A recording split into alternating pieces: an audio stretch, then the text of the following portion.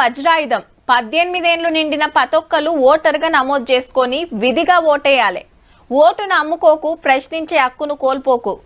ఎందుకు ఓటేయాలని ఊకుంటే 5 ఏళ్లు నోరు మూసుకొనే ఉండాలి. ఓటేస్తానికి ఓ 5 నిమిషాలు లైన్లో నిలబడటానికి బద్దకిస్తే ప్రజాస్వామ్యం పక్కతోవ తొక్కుతుంది.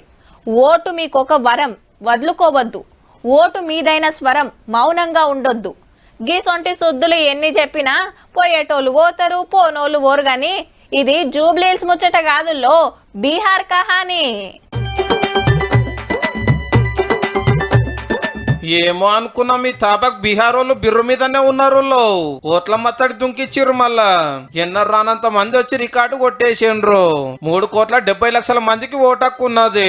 మొన్ననే 121 సీట్లకు ఓట్లు పెడితే ఇవాళ 122 సీట్లకు మొత్తం 243 మంది ఎమ్మెల్యేలు ఎన్నుకునే కార్యం ఒడిచింది. ఓటేస్తున్న దాంట్లో సగానికంటే ఎక్కువ మంది 30 నుంచి 60 ఏళ్ల వయసు ఉన్నోళ్లే. పడుసోళ్ళు, మహిళలు తక్కువనే ఉన్నారు. ఇక ఇప్పటిదాకా నడిమిట్లో ఒకేడు తప్పించి 25 ఏళ్ల కాంచెల్లి సీఎం కుర్చీలో ఊకున్నాడు జేడీయూ నితీష్ కుమార్ సారు. ఈ తాపకు బీజేపీ తోటి దోస్తానా మళ్ళొక పవర్ ఇస్తే బీహార్ హాలత్ మారుస్తామని. అటురోకు ఆర్జేడీ, కాంగ్రెస్ ఒక గ్రూపు రాష్ట్రాన్ని నాగం చేస్తున్నారు. మాకు ఒక్క ఛాన్స్ ఇస్తే ఏలువాడు అంటేందో చూపిస్తామని బగ్గనే ప్రచారం చేసిండ్రు. ఓట్ల దొంగతనం భాగవతం బయటేస్తే అదొక రచ్చ అయ్యింది.